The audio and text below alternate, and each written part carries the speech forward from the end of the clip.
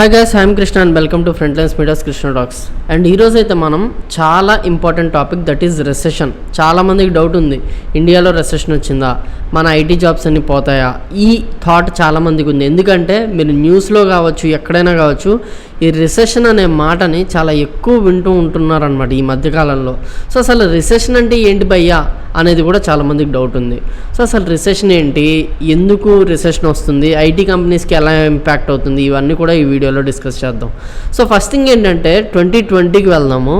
2020లో corona crisis already వచ్చింది, 2019 నుంచి వచ్చింది. బట్ 2020లో పీక్ స్టేజ్కి వెళ్ళినప్పుడు యూఎస్ఏ ఏం చేసిందంటే జనాలందరూ కూడా జాబ్ లేక ఇంట్లో ఉండిపోయారు అనే ఫీలింగ్తో అందరికీ కూడా నోట్స్ ప్రింట్ చేసి, అంటే కరెన్సీ నోట్స్ ప్రింట్ చేసి ఫుల్గా పంచేశారు. మీరు చూసే ఉంటారు, $1000 $1300 పంచితే ఇండియాలో కూడా చాలామంది యూఎస్లో ఇంత పంచారు, ఇండియాలో ఏం పంచట్లేదు, యూఎస్ కాబట్టి పంచారు, ఇండియాలో సరిగ్గా చూడట్లేదు గవర్నమెంట్, ఇలాంటివన్నీ వచ్చాయి మనకి థాట్స్, లేకపోతే న్యూస్లో కూడా అన్నీ వచ్చాయి. సో ఈ ఏదైతే పంచారో ఇప్పుడు అదే దెబ్బేసింది అనమాట. ఎలా అంటే, ఫర్ ఎగ్జాంపుల్ మీరు ఒక పర్సన్ ఉన్నారండి, లైక్ మీరు ఉన్నారు, మీ నైబర్స్ ఉన్నారు, మీ దగ్గర డబ్బులు ఉన్నాయి, మీ నైబర్ దగ్గర డబ్బులు లేవు. మీ దగ్గర డబ్బులు ఉన్నాయి కాబట్టి మీరు కారు కొనుక్కుందాం అనుకున్నారు. అదే టైంలో ఏం చేసిందంటే యుఎస్ వీళ్ళకు డబ్బులు ఇచ్చేసింది. వీళ్ళు ఏం చేశారు, వీళ్ళు కూడా ఇదే కారు కొందాం అనుకున్నారు.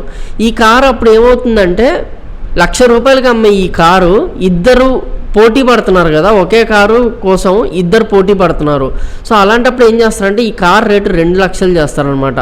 సో 2 లక్షలు చేసేటప్పుడు ఏం చేస్తారంటే ఈ డబ్బులున్నోడు ఇంకొంచెం లోన్ తీసుకుని ఈ కార్ కడతాడు, ఇది కొనుక్కుంటాడు.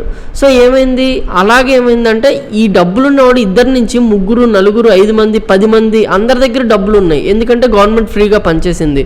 సో అప్పుడు ఏమైందంటే ఒక వస్తువు ఉంది, దాని డిమాండ్ ఎక్కువ ఉంది, కానీ దానికోసం ఎదురు చూస్తున్న వాళ్ళ సప్లై తక్కువ ఉంది. అంటే ఈ వస్తువు డిమాండ్ ఎక్కువ ఉంది బట్ సప్లై తక్కువ ఉంది. ఈ సప్లై పెరగాలంటే ఏం చేయాలి, కార్ మ్యానుఫ్యాక్చరింగ్ కంపెనీ వాళ్ళు ప్రొడ్యూస్ చేస్తూనే ఉండాలి. అలా చేయడం కుదురుతుందా? డే అండ్ నైట్ ప్రొడ్యూస్ చేసినా కూడా అందరికీ సరిపడా కార్లు వీళ్ళు ప్రొడ్యూస్ చేయలేరు. సో ఇది నేను కార్ ఎగ్జాంపుల్ తీసుకున్నా, బట్ చిన్న ఆయిల్ ప్యాకెట్ కాడి నుంచి ఒక ఉప్పు ప్యాకెట్ దగ్గరకు కూడా ఇది వర్తిస్తుంది అనమాట. నేను ఒక పెద్ద ఎగ్జాంపుల్ తీసుకున్న కార్ అని, అది ఉప్పు ప్యాకెట్కి కూడా వర్తిస్తుంది.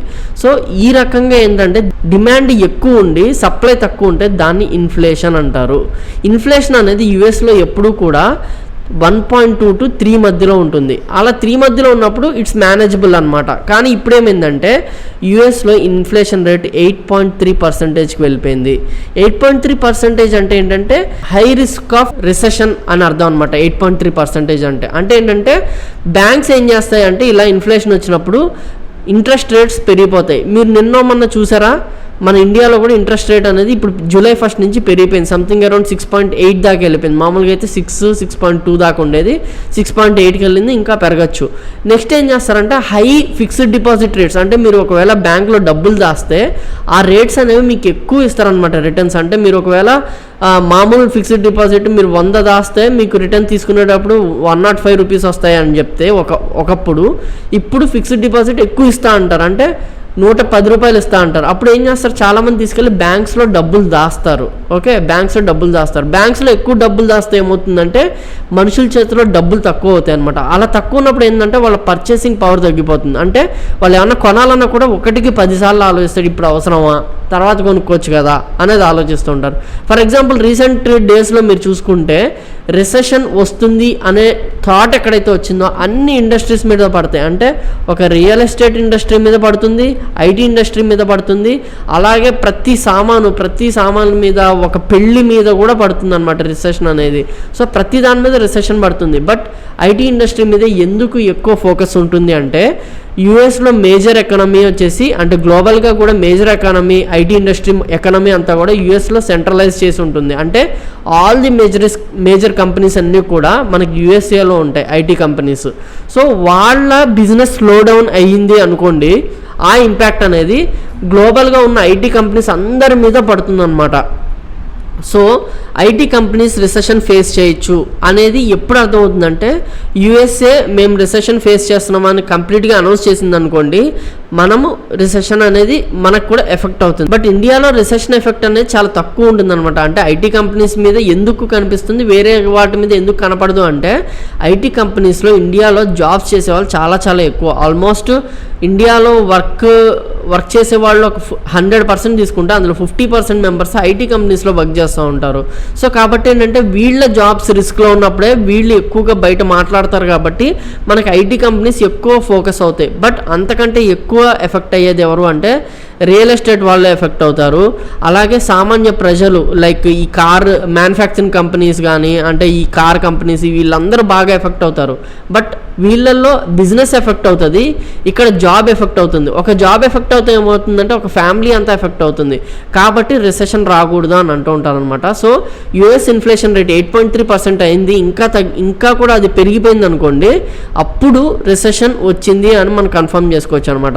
ఇలా రిసెషన్ వచ్చే ముందు కంపెనీస్ ఏం చేస్తాయి, ఎగ్జాక్ట్లీ సేమ్ అదే ఇప్పుడు ఇండియాలో కంపెనీస్ చేస్తున్నాయి. మీరు రీసెంట్గా చూస్తే యాక్సెంచర్, కాగ్నిజెంట్ ఎగ్జామ్ అవ్వకుండా మనకి రిజెక్షన్ మెయిల్ పంపించాయి. ఎందుకు అంటే తీసుకొని ఒక కంపెనీ హైర్ చేసుకొని బయటకు వదిలేయడం, అంటే ఫైర్ చేసేయడం లాంటివి చేస్తే ఆ కంపెనీ యొక్క పేరు పడిపోతుంది. అలా పడిపోకుండా ఉండాలంటే వాళ్ళు ఏం చేస్తున్నారు అంటే ముందే స్టాప్ చేస్తున్నారు. వెంటనే అంటే ఓవర్ హైర్ చేసేసుకున్న లాస్ట్ 2 yearsగా ఎంతమందిని జాబ్స్లో తీసుకున్నారు మీ అందరు చూసారే. ఇప్పుడు ఆ ఓవర్ హైరింగ్ అంతా అయిపోయి వాళ్ళకి ప్రాజెక్ట్స్ తగ్గాయి. ఎందుకంటే ఈ యూఎస్ బేస్డ్ కంపెనీస్కి యూఎస్లోనే ఎక్కువ ప్రాజెక్ట్స్ ఉంటాయి, ఆ ప్రాజెక్ట్స్ మీద ఇండియాలో ఎక్కువగా వర్క్ చేస్తూ ఉంటారు. సో ఏంటంటే ప్రజెంట్ వీళ్ళకి వర్క్ అనేది తగ్గింది, యూఎస్ఏలో బిజినెస్ స్లో డౌన్ అయింది. కాబట్టి ఈ కంపెనీస్ ఏం చేస్తున్నాయంటే కొంచెము జాగ్రత్త పడుతున్నాయి అనమాట, ఎక్కువ మందిని హైర్ చేసుకోకుండా స్టేబిలిటీ మెయింటైన్ చేస్తాయి కంపెనీస్ అన్నీ కూడా. బట్ ఏవైతే టీసీఎస్ ఉన్నాయో, TCS, Infosys, tech Mahindra top 5 companies అంటారు వీటిని ఇండియాలో. సో ఈ కంపెనీస్కి విప్రో కానీ ఈ కంపెనీస్ ఏంటంటే ఆల్రెడీ వాళ్ళకి ఇండియాలో కూడా మార్కెట్ ఉంది కాబట్టి వీళ్ళు కొంచెం కాన్ఫిడెంట్గా హైర్ చేసుకుంటూ ఉంటారు. మరీ అంత ఎక్కువ కాదు, బట్ తగ్గిస్తారు వీళ్ళు కూడా. ఎందుకంటే ఇది ఒక స్టెబిలిటీ మెయింటైన్ చేస్తారు అనమాట, మార్కెట్ని గమనిస్తారు. మీరు చూసినట్టయితే స్టాక్స్లో ఇన్వెస్ట్మెంట్ తగ్గిపోతుంది. ఓకే, స్టాక్స్లో రిసెషన్ కానీ ఇన్ఫ్లేషన్ కానీ అయితే స్టాక్స్లో ఇన్వెస్ట్మెంట్ అనేది తగ్గిపోతుంది. అంటే జనాల దగ్గర డబ్బులు లేకపోతే స్టాక్స్లో ఇన్వెస్ట్మెంట్ చేయడు. ఈ స్టాక్స్లో ఎవరున్నారు, ఇన్ఫోసిస్ ఉందా, టీసీఎస్ ఉంది, విప్రో ఉంది, వీళ్ళందరూ ఉన్నారు. సడన్గా మార్కెట్ డౌన్ అయిపోతుందని చెప్పి మనుషులందరూ స్టాక్స్లో ఇన్వెస్ట్ చేసినంత వెనక్కి తీసుకున్నారు అనుకో, ఈ కంపెనీస్ లాస్లోకే కదా వెళ్తాయి. అర్థమవుతుందా మీకు? సో ఒక చోట మీరు డబ్బులు పెట్టారు, లేదు నాకు సడన్గా డబ్బులు కావాలని తీసేసుకున్నారు అనుకోండి ఒకళ్ళ దగ్గర నుంచి, వాళ్ళ దగ్గర డబ్బులు ఉండవు కదా. సేమ్ స్టాక్స్ కూడా అంతే. సో వీళ్ళు ఈ ఫేజ్ రాకూడదు అంటే మనము మొత్తం రిజర్వ్స్ పెట్టుకోవాలి, ఎక్కువ మందిని హైర్ చేసుకోకూడదు. ఆల్రెడీ హైర్ చేసుకున్న వాళ్ళకి ప్రాజెక్ట్స్ లేవు కాబట్టి వాళ్ళు జాబ్ సెక్యూర్ చేయాలి. ఈ కంపెనీస్ యొక్క టార్గెట్ ఇదనమాట. ఎందుకంటే these are Indian based companies. ఎవరు కూడా ఎంప్లాయీస్ని ఫైర్ చేయడానికి ఇష్టపడరు అనమాట. ఎందుకంటే అది ఒక కంపెనీ పేరు మీద ఇంపాక్ట్ చూపిస్తుంది. ఇప్పుడు కనుక మీరు హైర్ చేశారనుకోండి, రేపు పొద్దున్న వీళ్ళకి అవసరమైనప్పుడు ఎవరు రారు. ఎందుకంటే ఈ కంపెనీలో ఫైరింగ్స్ ఎక్కువ, అనవసరంగా చేరామనుకో మన జాబ్ రిస్క్ అని చెప్పి భయపడతారని చెప్పి ఫైర్ చేయరు అనమాట. జస్ట్ అలా ఒక స్టాగ్నెంట్గా ఉంచేస్తారు. So this is the phase. అన్ని కంపెనీస్ కూడా ప్రజెంట్ మార్కెట్ని గమనిస్తున్నాయి. మార్కెట్ స్లో డౌన్ అవుతుందా, అయితే మనం ఏం చేయాలి, లేదు గ్రో అవుతుందంటే నెక్స్ట్ ఎలా స్టెప్ తీసుకోవాలి, ఇలా ఒక ఆలోచించే ఫేజ్లో ఈ కంపెనీస్ అన్నీ ఉన్నాయన్నమాట. So IT companies face recession అంటే yes they will be facing, but jobs పోయేంత ఫేస్ అయితే అవ్వదు.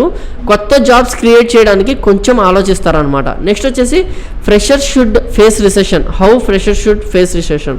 సో ఈ ఐటీ కంపెనీస్ కనుక ఒకవేళ రిసెషన్ ఫేస్ చేస్తే, ఒకవేళ ఇంకా రిసెషన్ అనేది రాలేదు, ఓకే మీరు టెన్షన్ పడకండి, రిసెషన్ రాలేదు, ఒకవేళ ఫేస్ చేస్తే ఏమవుతుంది అంటే హై పేడ్ జాబ్స్ ఉంటాయి చూసారా, వాళ్ళకి శాలరీ కటింగ్స్ అవుతాయి.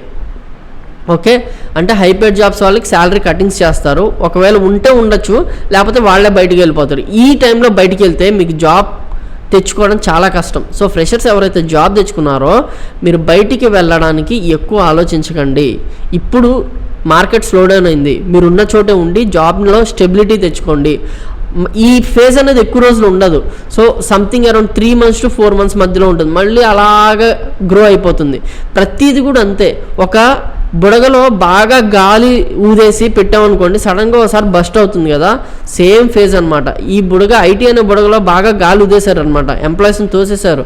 ప్రజెంట్ అది స్టాగ్నెంట్లో మెయింటైన్ చేస్తున్నారు, అంటే అది పగలకుండా, రెసెషన్ అంటే పగలలో, అది పగలకుండా మెయింటైన్ చేస్తున్నారు. మెల్లిగా ఏం చేస్తారంటే ఈ బుడగలో గాలి తగ్గించి కంపెనీని కాపాడుకుందాం అనుకున్న వాళ్ళు చిన్న ఆ హోల్, ఏదైతే గాలి ఊదే హోల్ ఉంటుందో ఆ హోల్లో నుంచి మెల్లిగా ఒక్కొక్కరిని బయటికి పంపించడానికి ట్రై చేస్తారనమాట. అలా ట్రై చేయకుండా ఉండాలి అంటే మీ దగ్గర స్కిల్ ఉండాలి.